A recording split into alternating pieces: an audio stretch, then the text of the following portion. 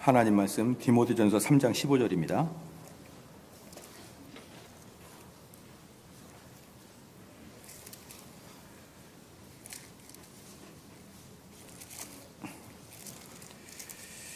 디모데전서 3장 15절 말씀입니다.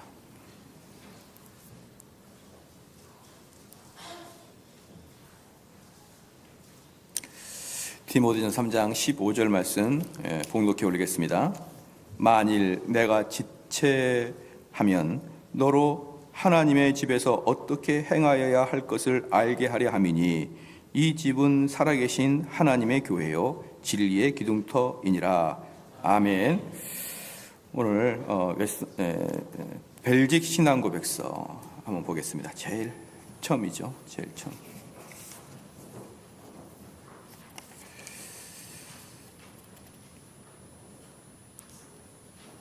이 벨직 신앙고백서 오늘 이제 10페이지입니다. 10페이지.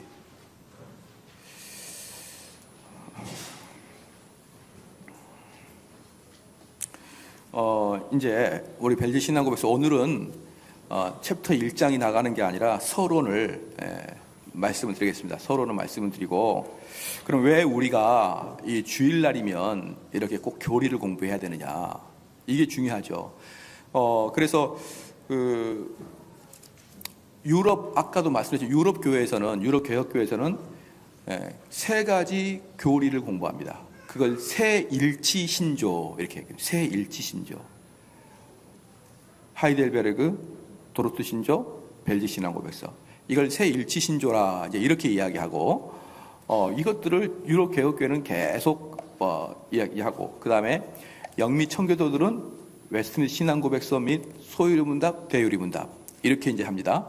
그래도 재밌는 게 뭐냐면 또 서로는 잘 안 해요. 또 자존심이 있어가지고 서로는 잘 또 공부 안 합니다. 그러나 요즘에는요, 이게 서로 공부하는 경향이 많이 강해져서 오히려 대륙에서도 웨스트민스터 신앙고백서를 공부를 하고, 영국, 미국에서도 하이델베르그 많이 합니다. 요즘에. 그래서 우리는 이 모든 신조가 하나님 말씀에 근거하고 있다는 것을 우리가 굳게 믿으니까 우리가 이것들을 열심히 공부하게 된다 그러면 우리의 그 신앙의 뼈대는 단단해질 것이다 이 말이죠. 단단해질 것이다.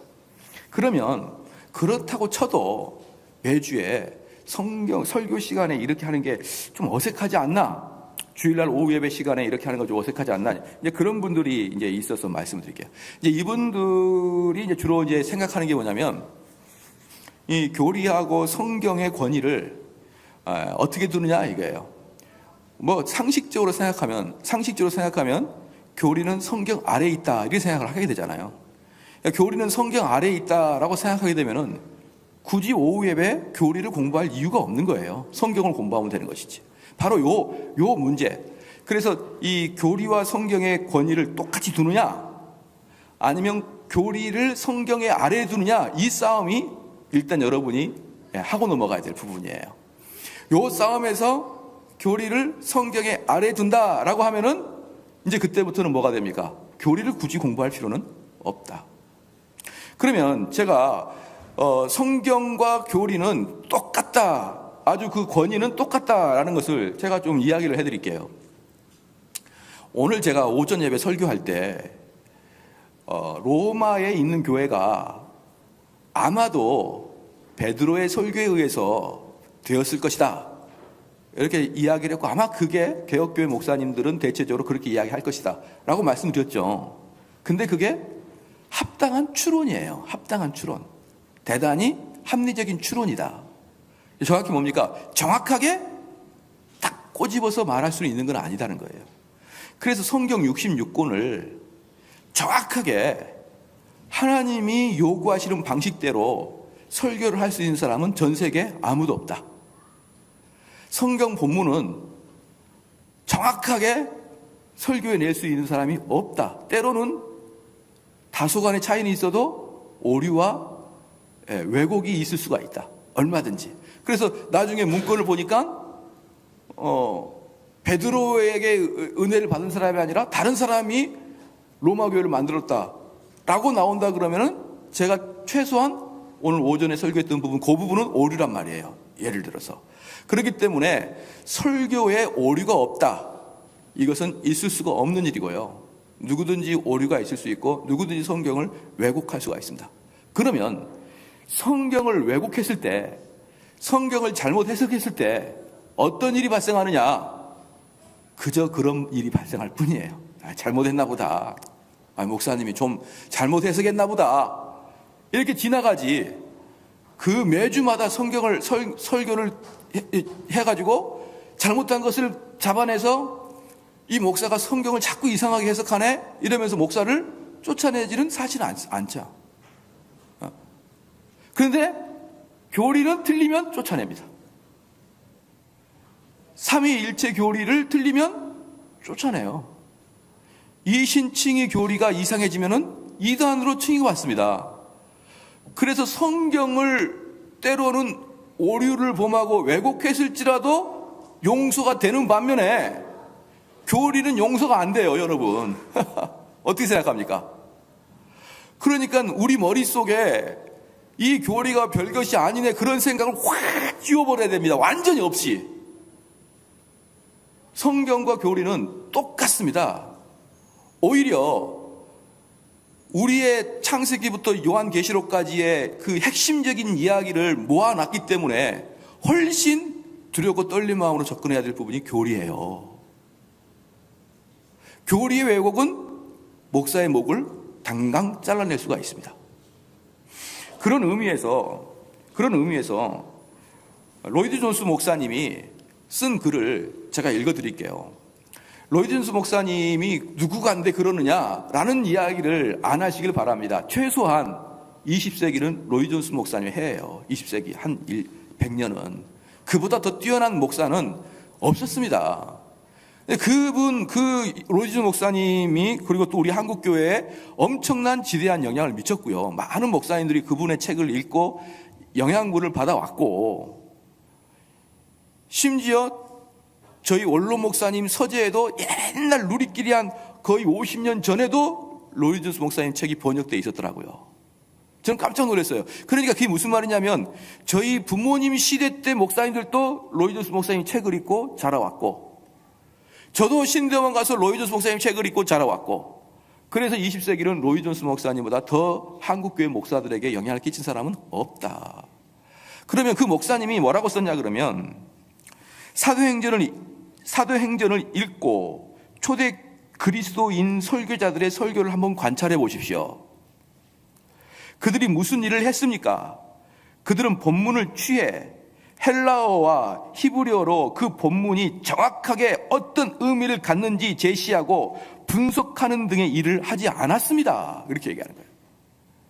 헬라어, 히브리어 가지고 언어적으로 보고 이런 거 안 했다는 거예요. 사도행전에 나와 있는 그 설교하는 분들을 보시란 말이에요. 성경에 나와 있는 사도들이나 선지자들을 보십시오. 그들은 구약 성경을 읽고 헬라어, 히브리어로 언어를 찾아가면서 이 언어의 의미는 이것이다 이렇게 따지지 않았다.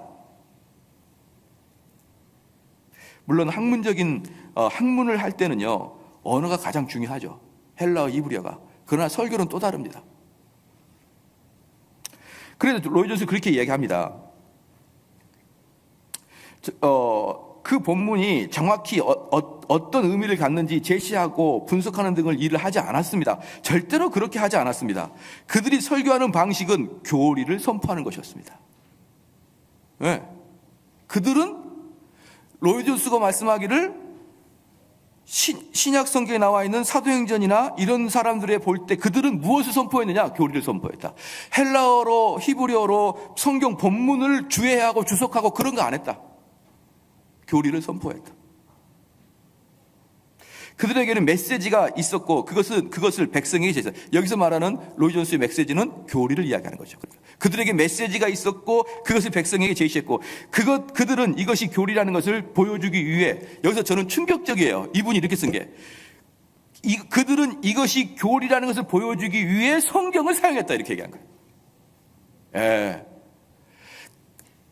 로이드 존스가 말하기를 사도행전에 나와 있는 목사들이나 사도들이 설교할 때는 교리를 증명하기 위해서 설교의 본문을 가져왔다는 거예요. 얼마나 우리가 현대 목사님들과 사상이 완전히 다릅니까? 이런 사상을 가지고 있으니까 시대에 한 명이 나타날까 말까 하는 목사님이죠. 물론 그것이 바로 설교의 정확한 의미입니다. 그것이 설교의 목적의 기능입니다. 설교는 단순히 사람이 자신의 생각을 표현하는 기회가 아닙니다. 거듭 말하건대 설교는 그저 성경 구절에 다른 번역을 제시하는 것이 아닙니다. 성경 이거 봐라, 번역해봐라, 요거 차이가 있지, 이런 차이는 이것이다, 이런 걸 이야기하는 게 설교가 아니다 이 말이에요. 이런 걸 이야기하는 게. 저는 이 말씀에 100% 동의합니다.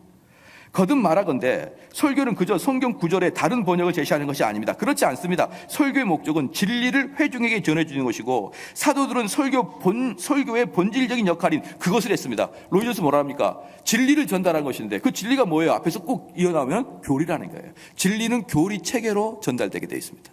그래서 오늘 본문 말씀에 디모데전서 4장 15절 말씀에 만일 내가 지체하면 너로 하나님의 집에서 어떻게 행하여야 할 것을 알게 하려 하면이 이 집은 살아계신 하나님의 교회요. 뭡니까? 교리의 기둥터다라고 똑같은 거예요.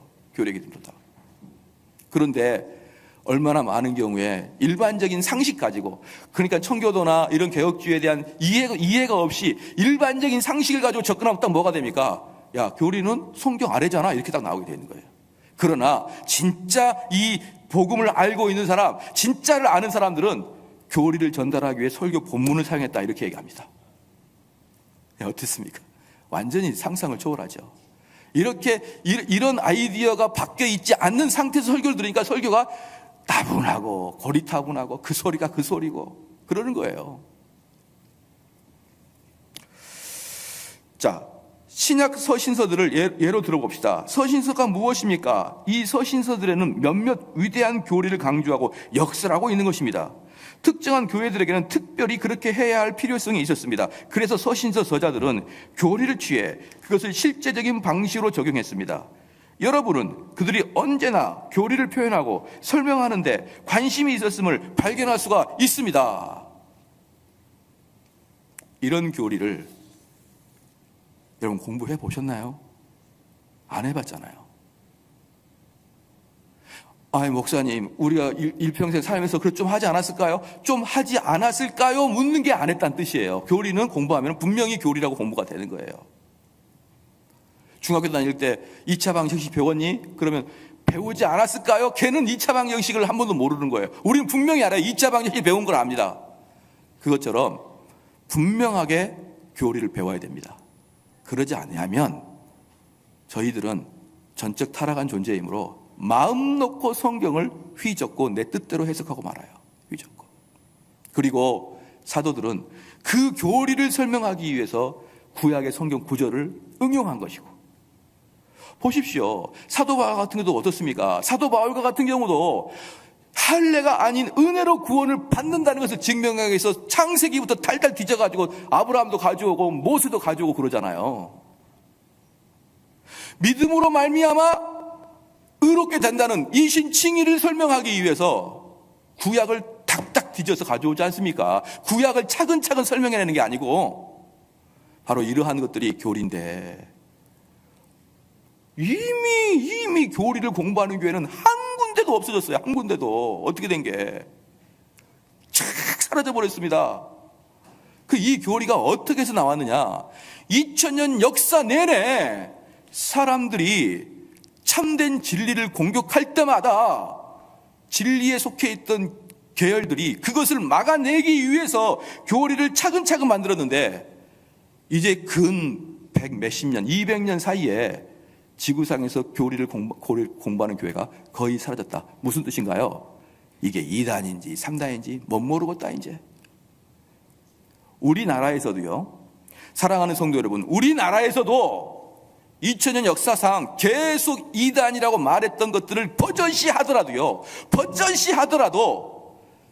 내가 다가올 메시아 보혜사다 이런 말만 안 하면 2단 안 됩니다. 우리나라도.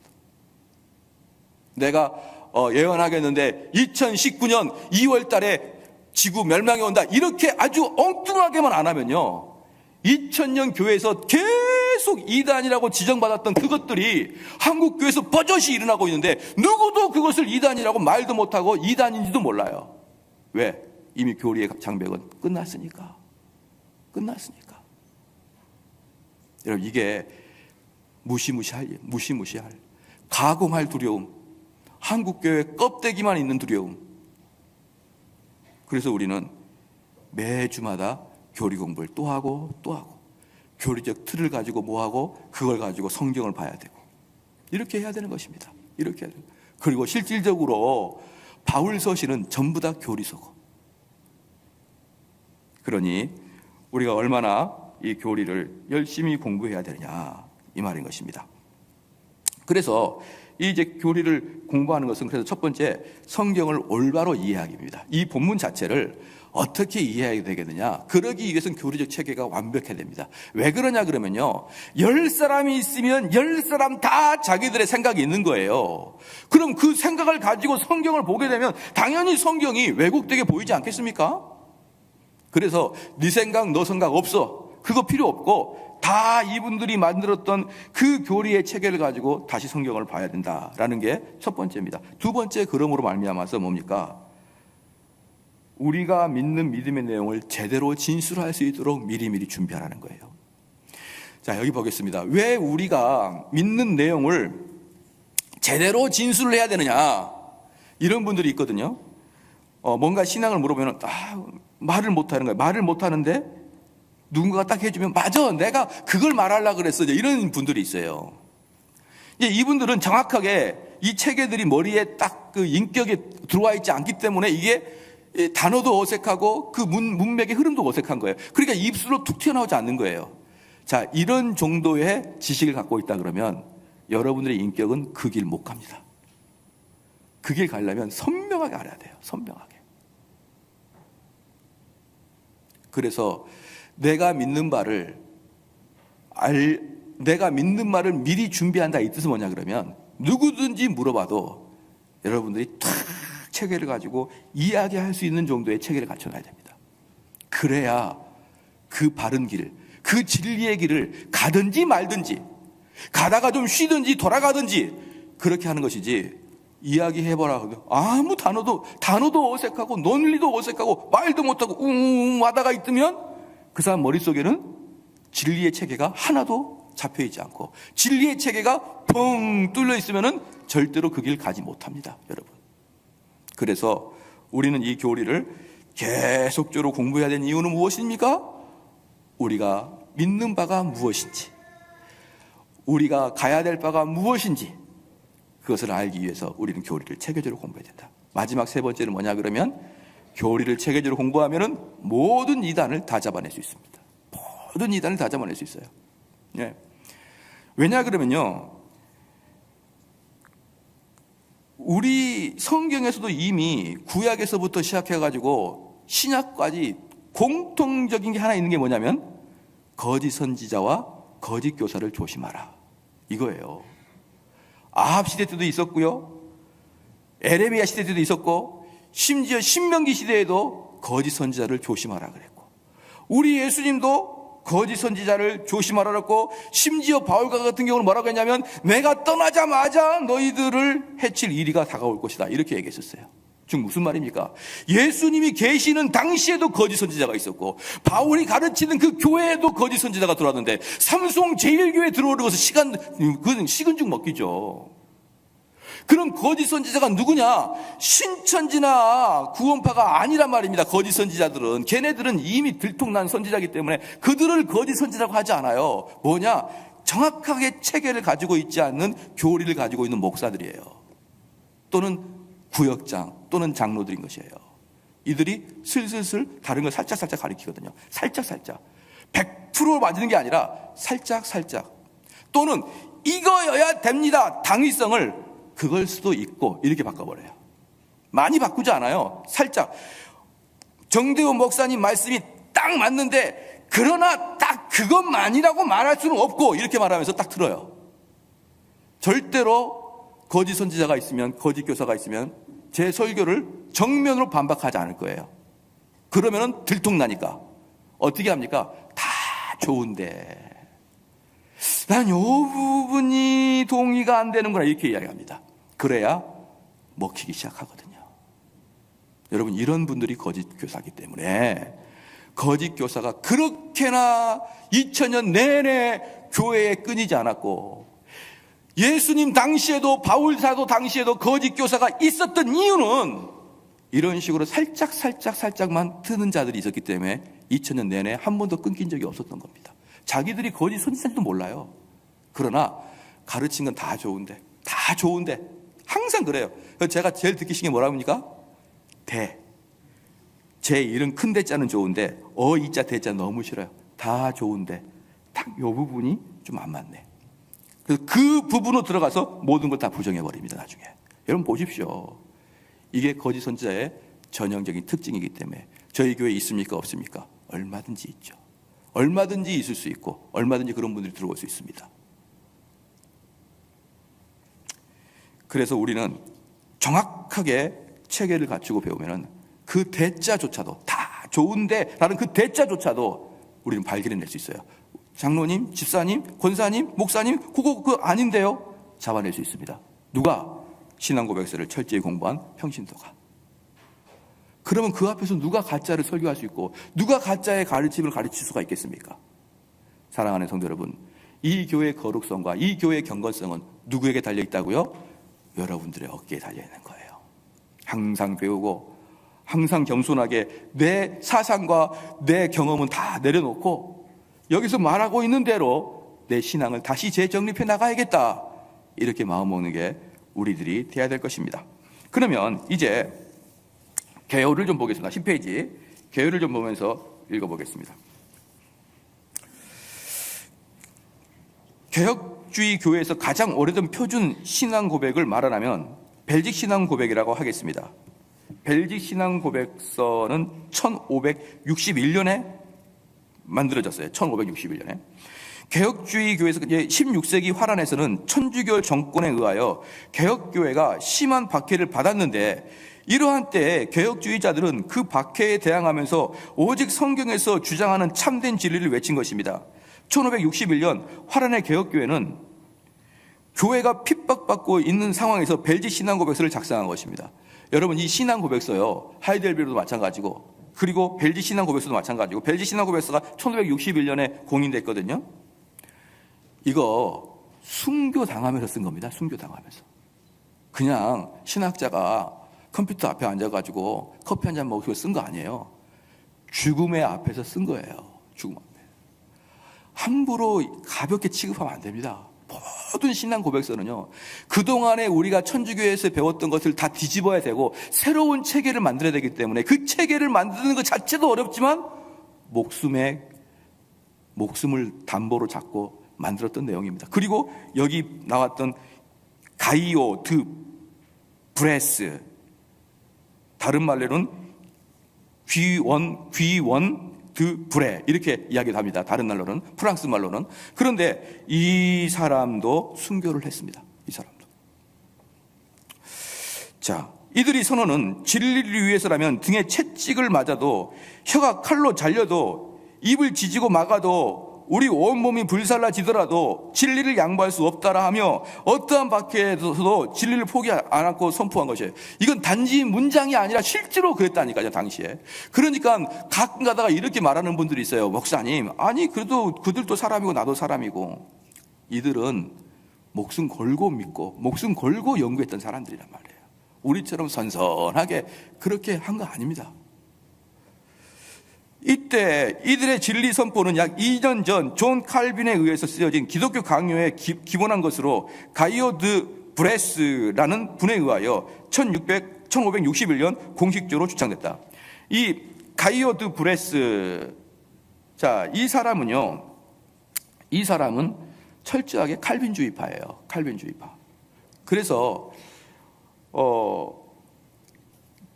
귀도 드 브레, 프랑스 말로는 귀도 드 브레 이렇게 말하는데 철저하게 칼빈주의파인데, 왜 이 사람이 칼빈주의를 그렇게 쉽게 받아들였냐면 칼빈이 프랑스 사람이기 때문에 불어를 했잖아요. 불어를. 그래서 그냥 다이렉트로 즉시 칼빈 것을 받아들였어요. 예. 그래서 이건 사실은 벨직 신앙고백서는 거의 뭐랑 비슷하다? 칼빈의 기독교 강요랑도 비슷하다. 그렇게 보면 됩니다. 자, 그래서 프랑스에서는 1566년 벨직 신앙 고백의 기초가 만들어지고 그 후에 1618년, 1619년에 있는 화란에서 있는 도르트 종교회에서 벨지 신앙 고백은 개혁주의 공식 신앙 문서로 고백이 됐는데요. 이 1619년에 도르트 회의에서 마지막에 뭘 통과가 시켰냐 그러면 모든 개혁교회는 오후 예배 때 벨지 신학을 강의하라. 이게 통과됩니다. 모든 개혁교회는 벨지 신앙 고백서를 오후 예배 때 강의해야 됩니다. 그리고 그 뒤에 또 뭐가 통과되냐면 하이델베르그도 통과가 됐어요.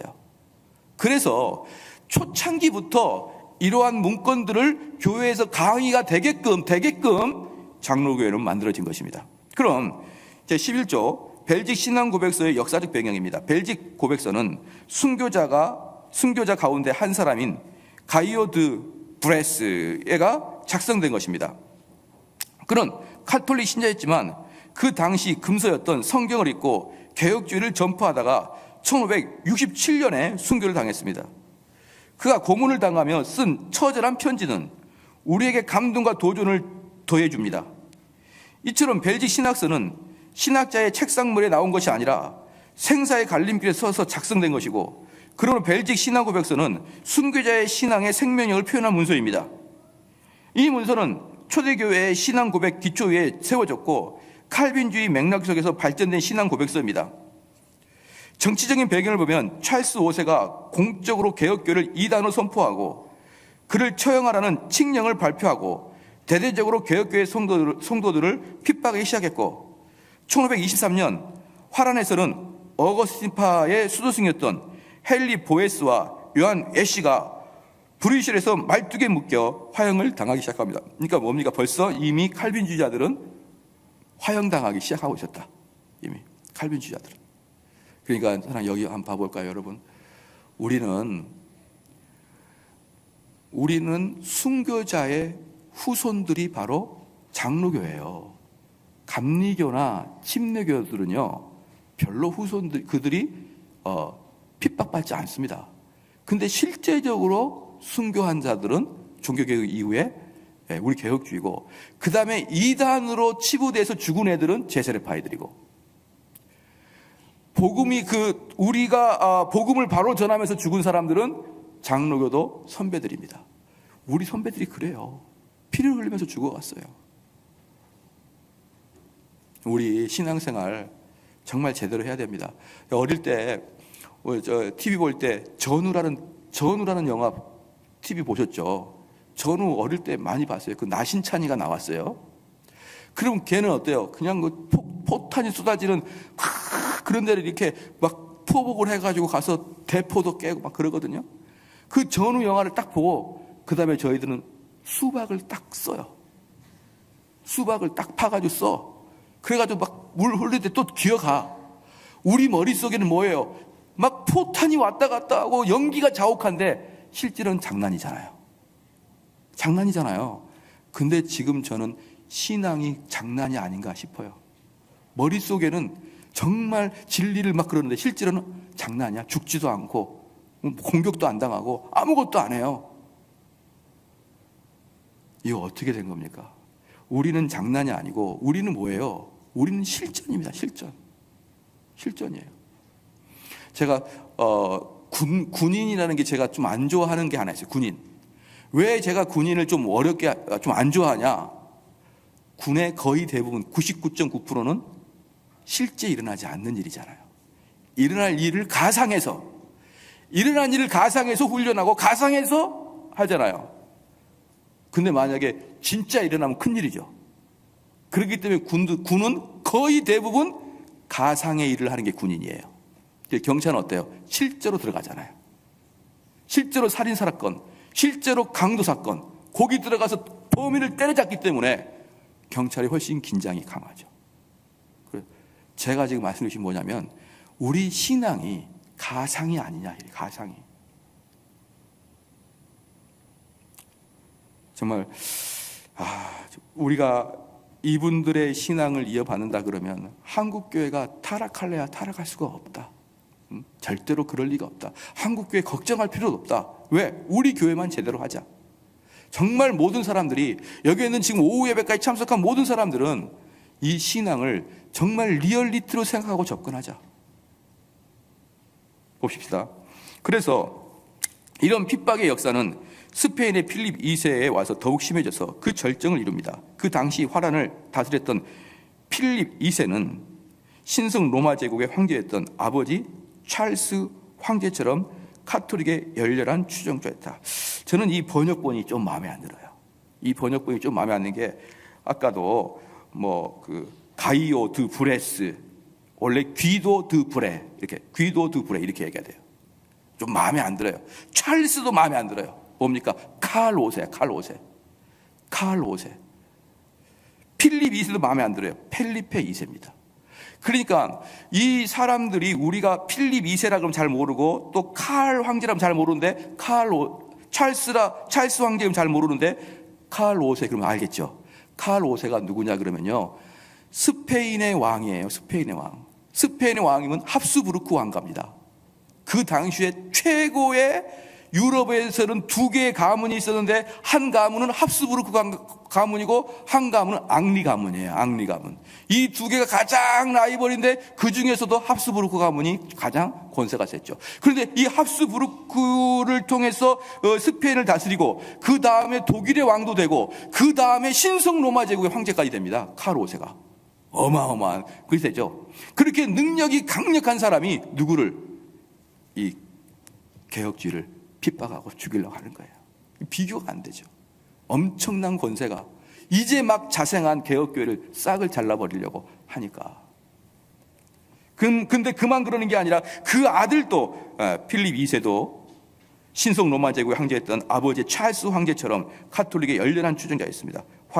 화란은 프랑스와 긴밀한 교류를 하였고 프랑스에 확산되었던 개혁운동의 영향을 받았습니다.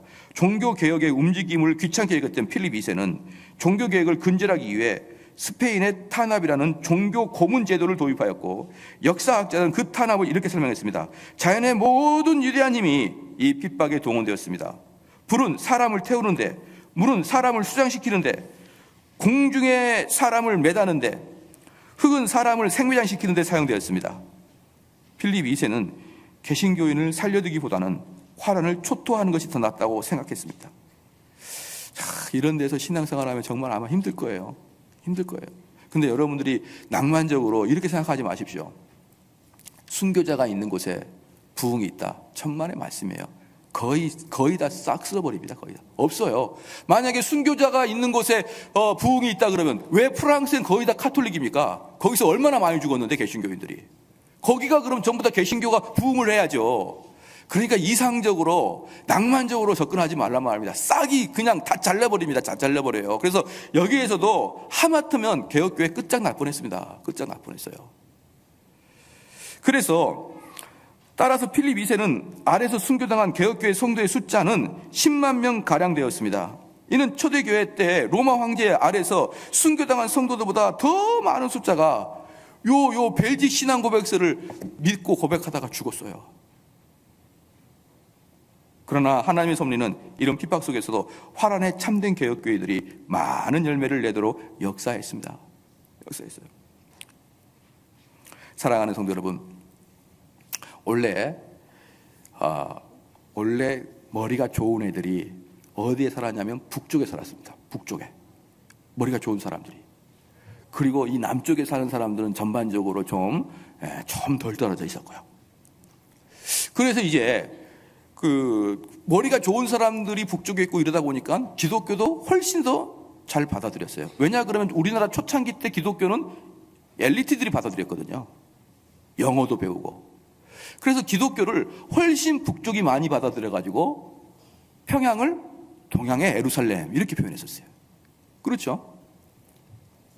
근데 6.25가 딱 터지고 나니까 북한에 있던 기독교 엘리트들이 싹 다 남한에 내려왔습니다. 그들이 만든 교회가 영락교회고 충영교회고 그래요. 그게 무슨 말입니까? 하나님이, 물론 6.25가 슬픈 일이지만 하나님의 섭리에 의해서 북쪽에 있는 엘리트와 기독교도들을 남한에 전부 다 갖다 줘버린 거예요. 그래서 남한이 북한과 비교도 안 될 만큼 승승장구하였습니다. 북한에는요, 따라올 수가 없을 정도로 엘리트들이 남한에 내려왔고, 따라올 수 없을 만큼이나 도덕적으로 철저한 북한의 엘리트들이 다 내려왔습니다. 그것처럼 이 당시에 모든 사람들이 네덜란드로 모여요. 독일에서도 가고 영국에서도 청교도가 핍박받으니까 가고 다 가가지고 네덜란드에 쫙 모여요. 그러니까 필립 2세가 저 네덜란드 싹 쓸어버리자 이렇게 말한 거예요. 근데 역으로 그런 엘리트들이, 그런 도덕적으로 깨끗한 사람들이 네덜란드로 가니까 네덜란드는 말할 수 없는 부흥, 경제적 부흥, 사회적 부흥, 제도적 부흥, 종교적 부흥 다 경험했습니다, 여러분.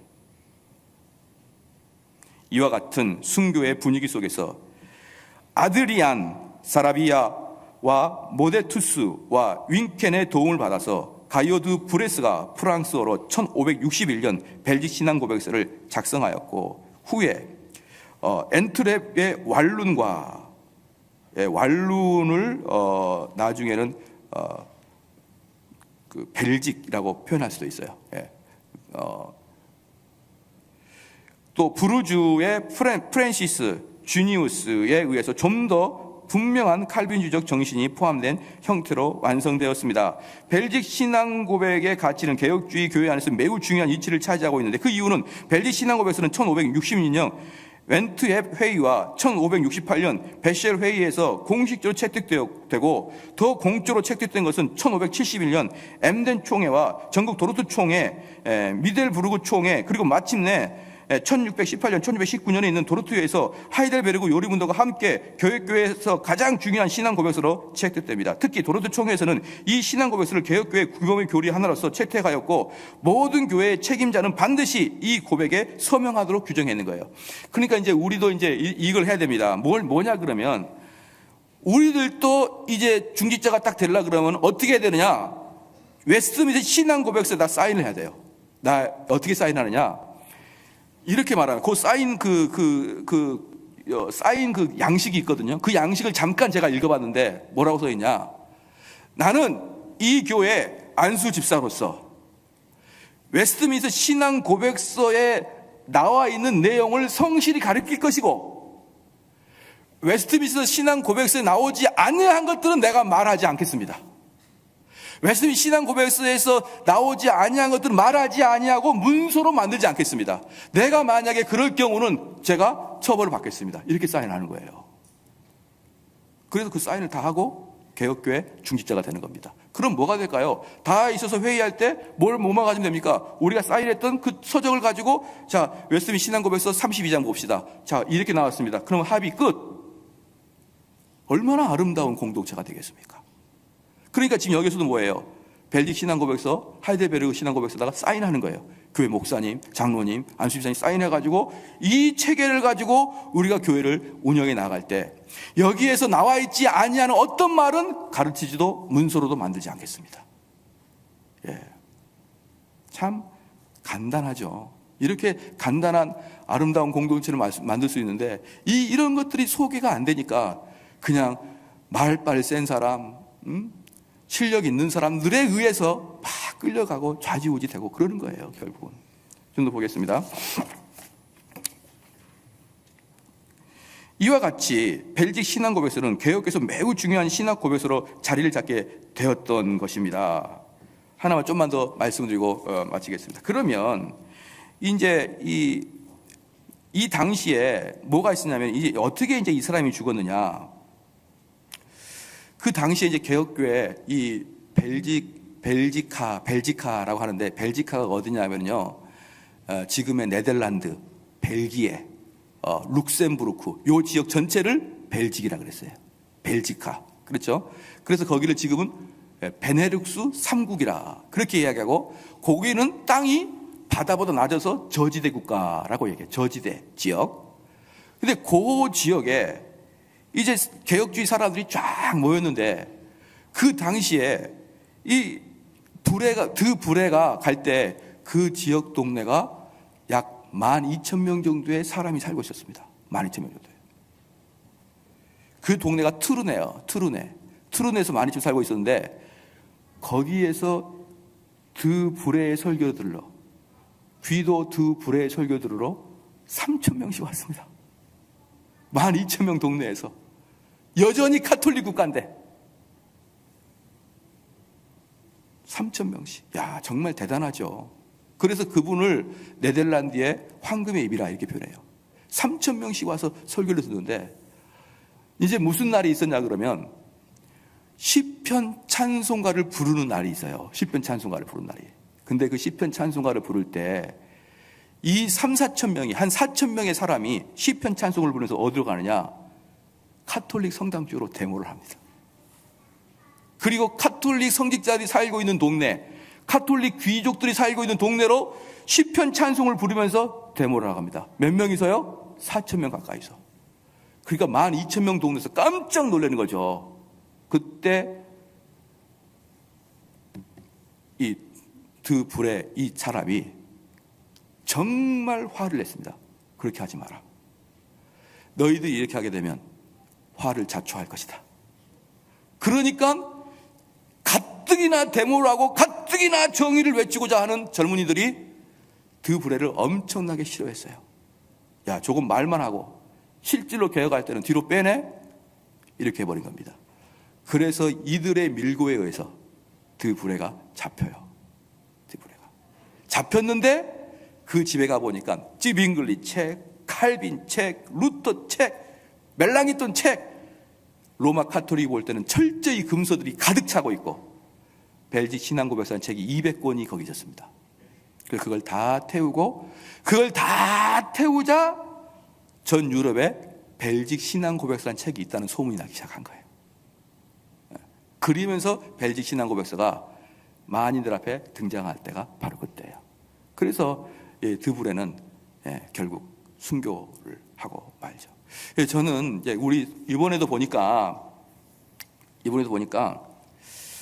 동성애 반대를 하기 위해서 여러 명들이 시청 앞에 나가서 반대를 한 거 봤거든요. 근데 저는 당연히 수고가 많다고 말해주고 싶고 너무 덥잖아요. 너무 더운데 거기서 그냥 동성애 반대 집회를 하고 있는데 근데 저는 교회 이름으로 가지 말라는 거예요. 교회 이름으로. 개인으로 가라. 개인으로. 피켓 들고 삼성제일교회 모여라. 이거 하지 마라. 그렇게 하면 뭐가 된다? 시작. 반대 세력을 규합시켜줍니다. 반대 세력을. 야, 저거 기독교 힘을 많이 얻었네? 그럼 불교가 뭐 할까요? 친동성애로 돌아서면 어떡할 거예요, 이제? 불교가 친동성애로 돌아서면 어떡할 겁니까? 그 많은 숫자들을. 그럼 어떻게 투표로 이길까요? 교인들 많이 가서 반대 집회 하십시오. 그러나 교회나 교단이나 신학교 이런 거 가지 마십시오. 그것은 드브레가 이야기하듯이 화를 자초하게 됩니다. 화를 자초하게 돼요. 자기가 개인적으로 우리 여러분 동성애가 통과하면 되겠습니까? 나갑시다. 토요일날 갑시다. 그럼 다 가세요. 다 가란 말이에요. 한 번도 남지 마시고. 저도 갈라니까. 근데 뭘로? 거기서 보면 저한테 뭐라고 하면 돼요? 오빠 그러면 되잖아요.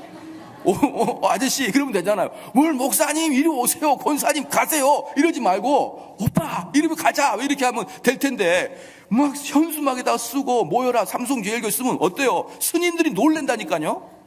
스님 놀래면 막아낼 방법이 없어요. 머리카락을 잡을 것도 없고 그들은. 그런 분들이 동성애를 동조해 주기 시작하고 카톨릭이 동조해 주기 시작하면은 여러분 끝나는 겁니다. 게임은.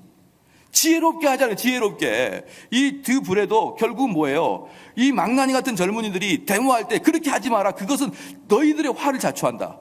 그래서요 10만 명의 군대를 풀었습니다. 카톨릭에서 다 잡아버리려고 10만 명의 군대를 겨우 3, 4천 명이 데모했는데 10만 명을 풀어가지고 다 잡았어요. 그때 거의 다 죽었습니다. 그때. 여러분 이렇게 신앙 고백서에 뭡니까? 우리가 국가에다가 어떻게 대항하라 했어요? 설교와 문서를 가지고 대항하라. 그리고 개인적으로 참여하라는 거예요. 개인적으로. 분명히 신앙고백서에 그렇게 나와 있잖아요.